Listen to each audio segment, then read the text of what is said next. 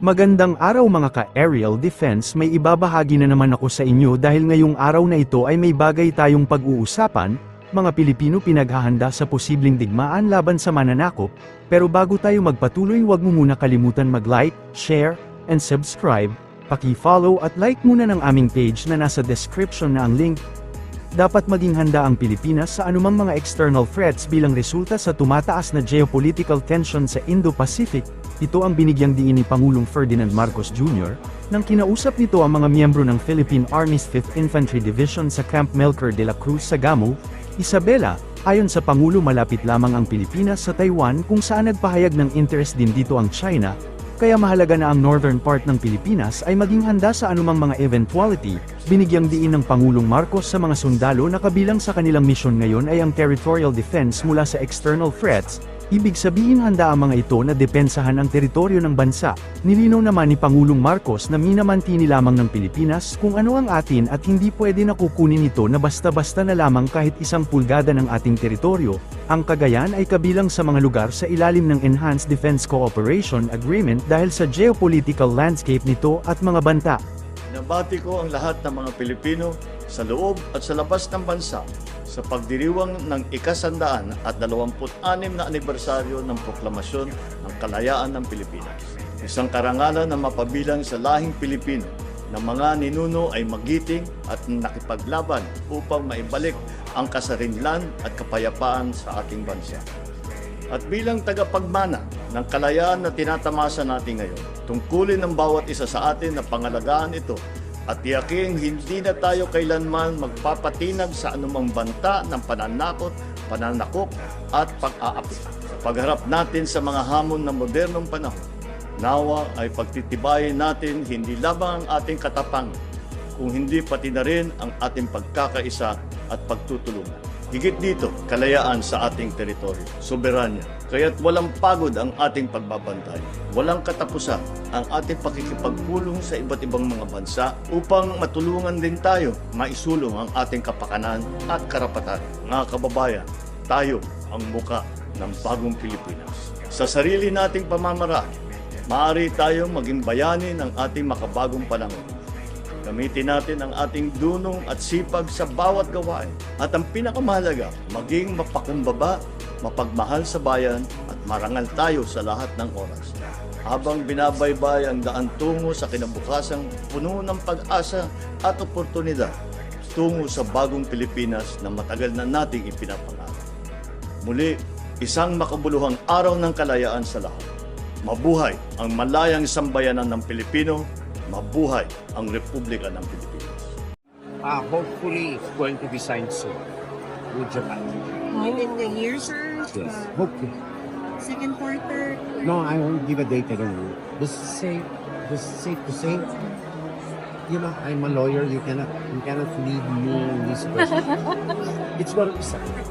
Sinabi ni Defense Secretary Gilberto Teodoro Jr. na ang Pilipinas at Japan ay napakalapit na sa pagpirma sa Reciprocal Access Agreement na magpapadali sa kooperasyong militar, tulad ng pagpasok ng mga tropa para sa pagsasanay at mga operasyon sa pagtulong sa kalamidad at mas madaling paglipat ng mga kagamitan para sa puwersang bumibisita.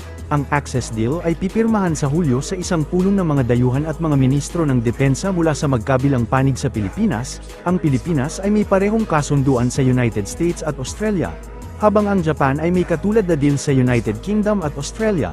Noong Mayo sa Hawaii, sinabi ng ministro ng depensa ng Japan na si Minoru Kuhara, sa isang press conference kasama ang kanyang mga katapat mula sa Estados Unidos, Australia at Pilipinas, na ang maagang pag-aayos ng RAA ay higit na magpapasigla sa bilateral joint exercise at pagsasanay ng mga unit ng militar ng Pilipinas at Japan, at inaasahang mag-aambag sa pagpapalakas ng kooperasyon ng pagtutulungan ng apat na bansa. Nakikipagtulungan ang Pilipinas sa tatlo sa pinakamalalapit nitong kasosyo sa seguridad, ang United States, Australia at Japan sa gitna ng tumitinding tensyon sa China sa West Philippine Sea. Parehong may mga alitan sa teritoryo ang Pilipinas at Japan sa China, kung saan ang Pilipinas ay nahaharap sa labis na pag-angkin ng China sa halos buong South China Sea. Ang Japan naman ay humaharap sa paulit-ulit na paglusob ng China sa Senkaku Islands na pinangangasiwaan ng Japan sa East China Sea. Nagsagawa naman ng military march ang hukbong sandatahan ng Pilipinas kasama ang mga iba pang alagad ng batas, upang ipagdiwang ang araw ng kalayaan.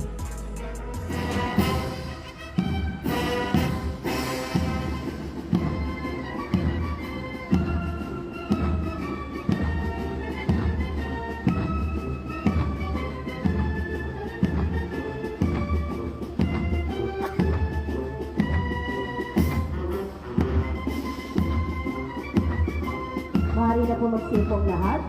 Sumusunod ang pinagsamang banda ng Sandatahang Lakas ng Pilipinas na pinamumunuan ni Major Peter Soldevera. Ang unang brigada sa kasuotang gala ay nasa Comunidad Brigadier General Ronnie Catingan. Ang kanyang kalupunan, Lieutenant Colonel Botusuco Tolentino, Lester Sinlao, Alan Villacay, Commander Joey Plan at Mark Buyon. Namumuna ang hanay ng core ng mga kadete ng Sandatahang Lakas ng Pilipinas.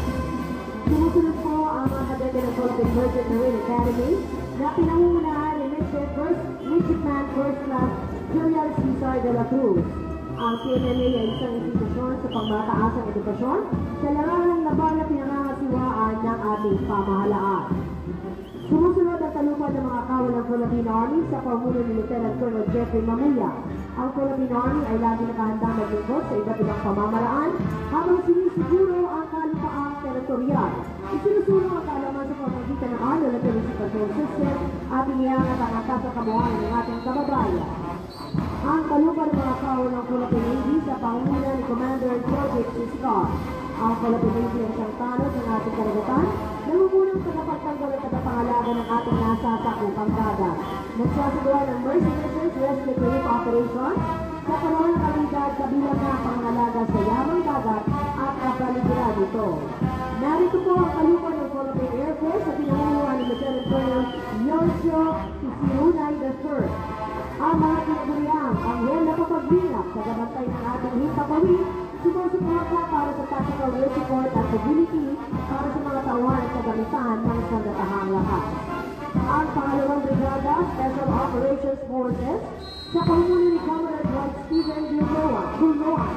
Ang kanyang kalupunan ni Lieutenant Colonel Sir Melino Tusi, Christian Lawrence Abasta, Benny Pineta, Alvin Aurela, Reynaldo Zamora.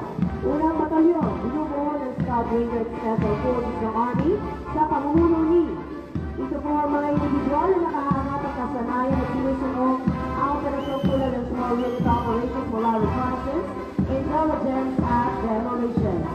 Narito naman ang Special Operations Forces ng Philippine Navy, Naval Operations Special Operations Command, Force Reconnaissance Group at Philippine Marine Corps na pinangunahan ni Lieutenant Colonel Melchor Gonzaludo. Ang mga unit na ito ay sinakay sa natatang operasyon sa psychological at unconventional warfare, mapatubig man, lupa at ere. Ang huling batalyon. Para sa mas madaming update tungkol sa ating defense, abangan lamang ang aking mga bagong video. Para naman sa mga gusto magpa-shoutout, mag-comment lamang po at share, paki-follow at like muna ng aming page na nasa description na ang link. Huwag mo na rin kalimutan mag-like, share, and subscribe. Pindutin mo na rin ang bell para updated kayo sa aking mga video. Maraming salamat po.